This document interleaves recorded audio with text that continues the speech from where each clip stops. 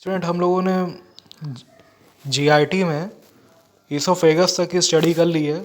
Oesophagus open होता है stomach में। स्टमक क्या है, हमारा जे शेप्ड ऑर्गन है और ये प्रेजेंट कहाँ पे होता है, डायफ्राम के नीचे प्रेजेंट होता है।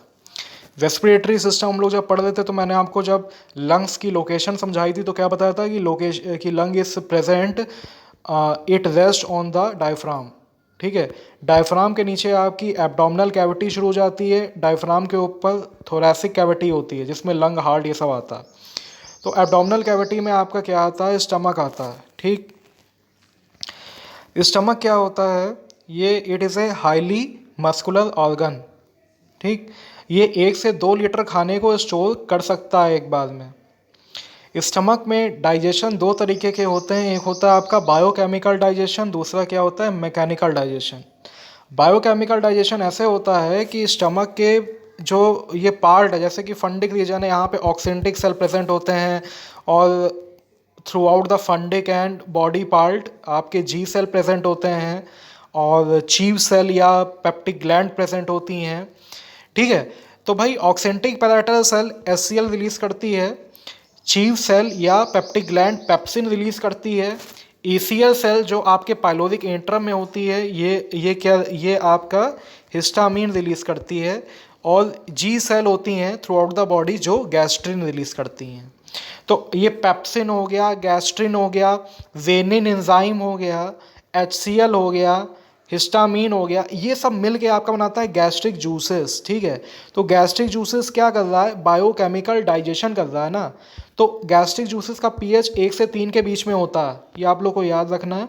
और ये क्या करता है, ये आपके जो गैस्ट्रिक जूसेस होते हैं कई इनएक्टिवेटेड एंजाइम होते हैं जिन्हें ये एक्टिवेट भी करते हैं। फॉर एग्जांपल चलिए हम लोग इसके बारे में आगे पढ़ेंगे। जैसे मैं बता ही देता हूँ कि एक एंजाइम होता है फॉर एग्जांपल काइमोट्रिप्सिनोजेन।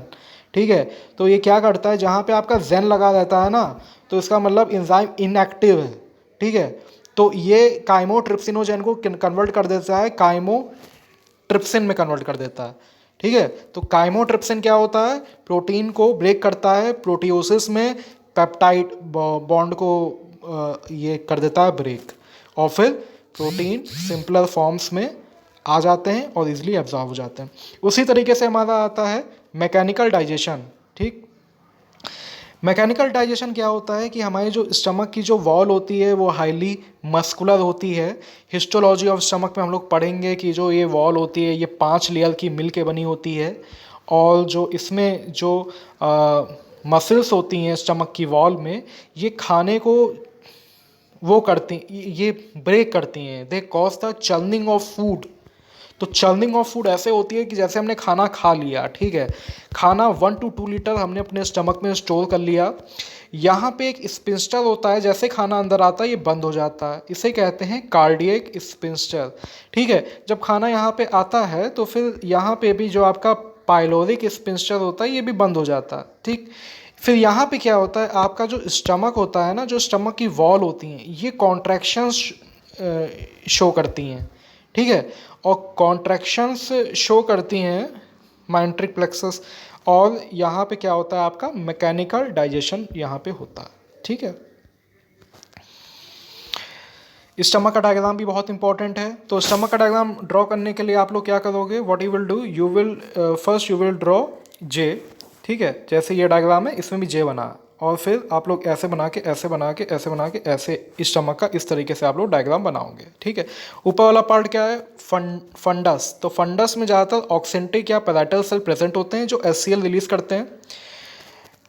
स्टमक के जो बिल्कुल अंदर की लेयर होती है इसे कहते हैं म्यूकोसा कहते हैं। ठीक है, म्यूकोसा कहते हैं। म्यूकोसा की जो फोल्डिंग्स होती हैं उन्हें कहते हैं रोक्स, RUGAE। ठीक है, इंटेस्टाइन की जो म्यूकोसा होती है उसकी फोल्डिंग को बेटा कहते हैं विलाई। ठीक है, तो विलाई यहाँ प्रेजेंट नहीं होते हैं, कंफ्यूज मत होना, यहाँ की फोल्डिंग्स को क्या कहते हैं, RUGAE, रोग। ठीक है, तो यही जो आपकी म्यूकोसल फोल्डिंग्स हैं यहाँ पे कई तरीके की ग्लैंड्स प्रेजेंट होती हैं। तो ये एरिया जो है ये हो गया फंडस। ठीक है, यहाँ तक जैसे ये लाइन खींची ना, ये फंडस एरिया हो गया जो मैंने जंग किया। ठीक है, इसके बाद यहाँ तक आता है आपका बॉडी, और फिर यहाँ पे आपका आता है पाइलोरस, ठीक है। पाइलोरस के भी ये पार्ट जो होता है इसे कहते हैं पाइलोरिक एंट्रम, ठीक है। ये आगे वाला पार्ट क्या होता है, पाइलोरिक कैनाल, जहाँ पे आपका पाइलोरिक स्पिंस्टर आता है, ठीक। तो अलग अलग पार्ट में अलग अलग बॉडी ये पार्ट्स या ग्लैंड्स हैं, ठीक है। जैसे फंडिक में क्या आता है आपका ऑक्सेंटिक या पैराइटल सेल्स, जो कि एचसीएल रिलीज करता है। Throughout the fundus and body आपके जी सेल या चीफ सेल प्रेजेंट होते हैं। जी सेल क्या रिलीज करते हैं, आपके गैस्ट्रिन हार्मोन, और जो आपके पेप्टिक ग्लैंड्स होते हैं throughout the fundus and body, वो रिलीज करते हैं पेप्सिन, ठीक है। इसको चीफ सेल भी कहते हैं, पेप्टिक ग्लैंड को। और आपके नीचे की तरफ पाइलोरिक एंट्रम में ईसीएल सेल होती हैं, इंट्रोक्रोमैफिन सेल कहते हैं, जो रिलीज करती है हिस्टामीन, ठीक है। हिस्टामीन जो होती है, ये हिस्टामीन आपके ऑक्सेंटिक सेल को स्टिमुलेट करती हैं एचसीएल रिलीज करने को, जिससे ज़्यादा से ज़्यादा एचसीएल रिलीज हो और प्रोटीन का डाइजेशन होने में हेल्प हो, ठीक है। क्योंकि आपका क्या है, जब आप खाना अंदर लेते हो, जब यहाँ पे खाना आता है तो वो सॉलिड फॉर्म में आता है, तो एब्जॉर्प्शन होने में दिक्कत हो सकती है जीआईटी में इस खाने को। तो जैसे ये सॉलिड बोलस अंदर आता है, वैसे ही यहाँ का जो एचसीएल होता है ये इसको लिक्विफाई करके काइम बना देता है ना, और इसका पीएच बहुत कम होता है, हाईली एसिडिक काइम, ठीक है।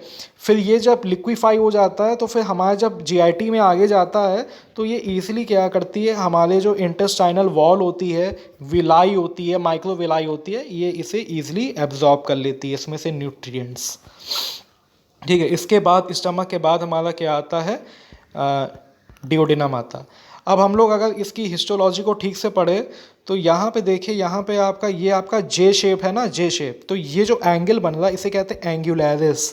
अब यहाँ पे इतना बड़ा ये आपका ये रीजन फंडस है, ये बॉडी है, ये क्या है, ये आपका है पाइलोरिक एंट्रम।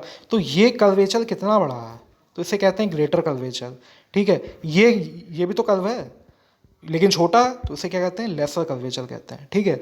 ये जो हिस्सा है स्मॉल इंटेस्टाइन का, इसे कहते हैं डिओडिनम कहते हैं, ठीक है। तो ये हिस्टोलॉजी है, ये डायग्राम है स्टमक का, ये आपको अच्छे से स्टडी करना है, ठीक है।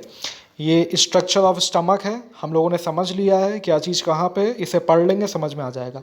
हिस्टोलॉजी ऑफ स्टमक, तो भाई हिस्टोलॉजी ऑफ स्टमक भी हम लोगों ने समझ ली है कि हिस्टोलॉजी ऑफ स्टमक ये है कि अगर मान लो कि ये मैं आपका स्टमक बनाता हूँ इस तरीके से, तो बिल्कुल अंदर की जो वॉल है इसे क्या कहते हैं, म्यूकोसा कहते हैं, ठीक है। तो अंदर की बिल्कुल देखो, स्टमक की वाल 5 लेयर की बनी होती हैं, तो सबसे बाहर जो अंदर वाली लेयर है मैं इसे मार्क करता हूँ 1, और सबसे बाहर वाली लेयर को मार्क करता हूँ 5, ठीक है। तो सबसे अंदर कौन सी है, म्यूकोसा, ठीक है।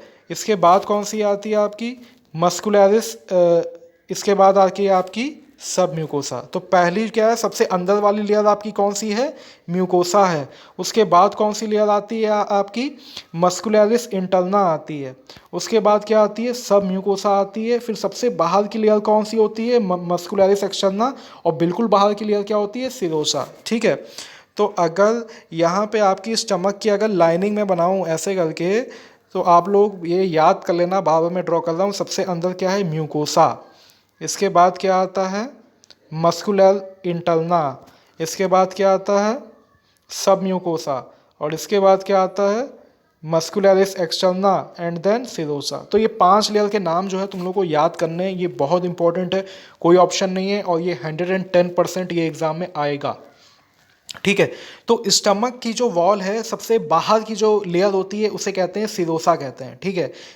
सिरोसा किसकी बनी होती है, एरियोलर टिश्यू की बनी होती है, एरियोलर कनेक्टिव टिश्यू की बनी होती है। मतलब इसमें फाइब्रोब्लास्ट सेल्स प्रेजेंट हैं। फाइब्रोब्लास्ट सेल्स का मतलब क्या है, कोलाजन फाइबर्स प्रेजेंट हैं, फैट सेल्स प्रेजेंट हैं, एडिपोसाइट सेल्स जिन्हें कहते हैं, ठीक है। इसके बाद आपका क्या आता है, सिरोसा क्या है, सबसे बाहर की लेयर थी। अब सिरोसा के बाद कौन सी लेयर आती है, मतलब बिल्कुल बाहर की लेयर क्या है, सिरोसा।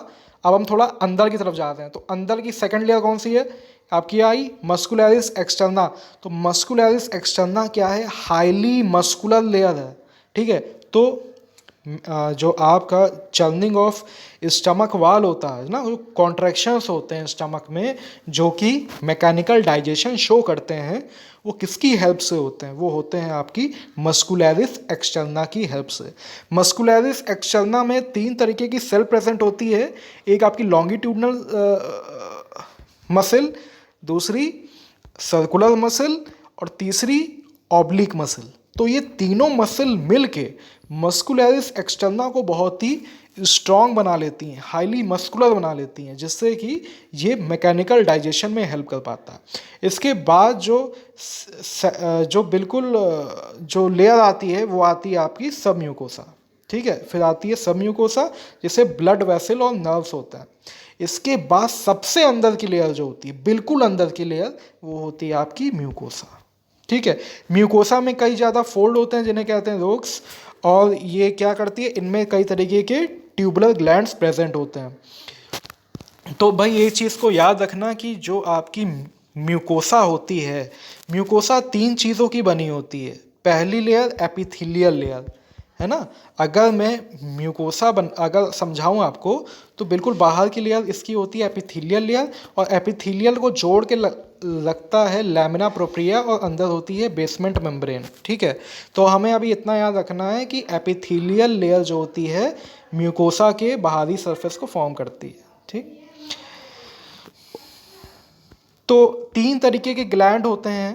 ठीक है, आपके स्टमक के म्यूकोसा में पेप्टिक ग्लैंड होते हैं जो पेप्सिन रिलीज करते हैं, ऑक्सेंटिक ग्लैंड जो एचसीएल रिलीज करते हैं, और म्यूकस ग्लैंड्स जो आपके म्यूकस को रिलीज करते हैं। गैस्ट्रिन को जी सेल करता है रिलीज, और ईसीएल सेल जो होते हैं वो रिलीज करते हैं आपके हिस्टामीन। ठीक है, मैं एक लेक्चर में आप लोगों को ये सब समझा चुका हूँ। जितने भी ग्लैंड्स और सेल हमारे स्टमक के म्यूकस में प्रेजेंट हैं, वो एक साथ जो उनका सिक्रीशन निकलता है उसे कहते हैं गैस्ट्रिक जूसेस। गैस्ट्रिक जूसेस का पीएच 1 से 3 के बीच में होता है। ये हाईली एसिडिक होता है। इसके कंपोजिशन में जेनिन आता है जो कि मिल्क प्रोटीन है, और मिल्क प्रोटीन केसिनोजेन, जहाँ जेन लग गया इसका मतलब वो इनएक्टिव है, उसे ब्रेक करता है इन केसिन में। उसके बाद जो केसिन प्रोटीन होता है ये इजीली डाइजेस्ट हो जाता है पेप्सिन से। पेप्सिन को कौन करता है रिलीज? चीफ सेल रिलीज करती हैं पेप्सिन को, ये याद रखना। तो और चीफ सेल को हम लोग पेप्टिक ग्लैंड्स भी कहते हैं। एचसीएल का क्या फंक्शन है? हाइड्रोलिसिस करता है फूड की, और जो बाहर से जब हम सांस लेते हैं या खाना खाते हैं जो बैक्टीरिया उसके साथ आ जाते हैं, ये उन्हें भी मार देता है। Pepsin and HCl digest protein into peptones and proteoses and absorb them. ठीक है, तो ये प्रोटीन के डाइजेशन में भी हेल्प करता है। कैसिल फैक्टर जो होता है जिसे वो हेल्प करता है in the absorption of vitamin B12। अगर कैसिल फैक्टर हमारे गैस्ट्रिक जूसेस में प्रेजेंट नहीं होगा तो विटामिन B12 की भी एब्जॉर्प्शन नहीं होगी, और विटामिन B12 नहीं हुआ तो क्या नहीं होगा? जाइथ्रोपोइसिस होने में दिक्कत होने लगेंगी, मतलब हमारी बॉडी में जेड ब्लड सेल फॉर्म नहीं होंगे बोन मैरो में। फंक्शन ऑफ स्टमक आप लोग पढ़ लेना। It is a reservoir of food, movement in stomach मतलब mechanical digestion, mixing of food with the gastric juices, liquefy and propel the food towards the duodenum. ये points हैं, ये सब पढ़ लेना। ये सब हम लोग डिस्कस कर चुके हैं। ठीक।